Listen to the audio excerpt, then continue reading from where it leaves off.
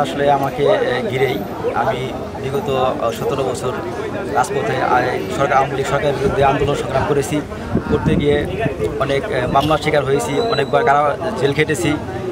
সর্বশেষ আমি মামলা আওয়ামী লীগের নির্যাতনের কারণে দেশে থাকতে পারিনি, দেশের বাইরে চলে গিয়েছি। তো আজকে আমি এখানে দেশে এসেছি। আর সেজন্য নেতৃবৃন্দরা আমাকে এভাবে ভালোবাসা, তাদের হৃদয়স্থল থেকে ভালোবাসার মাধ্যমে আমাকে বরণ করে নিয়েছে। আমি সবাইকে বলিও নাই, তারা আমার জন্য এটা ব্যবস্থা করেছে আর কি।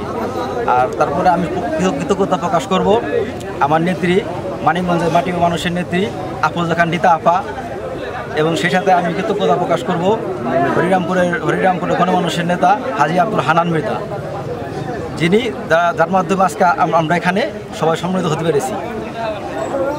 এতে ভালো লাগতেছে। 24শে গণ অভ্যর্থনের পর শহীদদের মাধ্যমে যারা শহীদ হয়েছেন তাদেরকে আমি স্মরণ করছি। সেই সাথে যারা পঙ্গুত্ব বরণ করেছে তাদের মাধ্যমে আজকে এরকম একটা পরিবেশ হয়েছে, যে পরিবেশে আমরা স্বাধীনভাবে মুক্তভাবে আজকে এখানে আমরা বিচরণ করতে পেরেছি। যদি আওয়ামী লীগ সরকার থাকতো হয়তো বা এরকম পরিবেশ হতো না। আমার মনে হতে আজকে খুব ভালো। আমি আসলে দলের সাথে সম্পৃক্ত অনেক আগে থেকেই ছিলাম।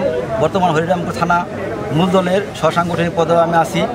আমি দলের জন্য অতীত কাজ করছি, আগামী দলের জন্য কাজ করব। এবং সামনে যদি আপনাকে জনপ্রতিনিধি করার জন্য আপনার যে উপরে যারা আছেন তারা কোনো নির্দেশনা দেয়, আমার সিনিয়র যারা আছে, দল যদি কখনো চায়, জনগণ যদি চায়, তাহলে সেটার পরে চিন্তা ভাবনা আছে। আসলে অনেক ব্যবধান। এখনকার পরিবেশ অনেক ভালো। 17 বছর তো মানুষ মুক্তভাবে চলতে পারে নাই, রাস্তাঘাট বাজারে কোথাও যেতে পারে নাই। হামলা মামলা, আর বিএনপির লোক আমরা এক জায়গায় বসে কেউ চাও খেতে পারেনি। আওয়ামী লীগের, ছাত্রলীগ, যুবলীগের কারণে, ক্যাডার বাহিনীদের কারণে এখন বর্তমান বোঝা যাচ্ছে যে না, আসলে আমরা স্বাধীন দেশে বাস করছি। আমি দুর্দিনে ছাত্রদল, যুবদল, তরুণদের পাশে ছিলাম। আমি আন্দোলন সংগ্রামে তাদের ভালোবাসার কারণে আজকে আমার ভালোবাসা হয়তো বা তারা মুগ্ধ হয়েছে, যার কারণে তারা আছে আমার সাথে। আমি কৃতজ্ঞ সবার কাছে।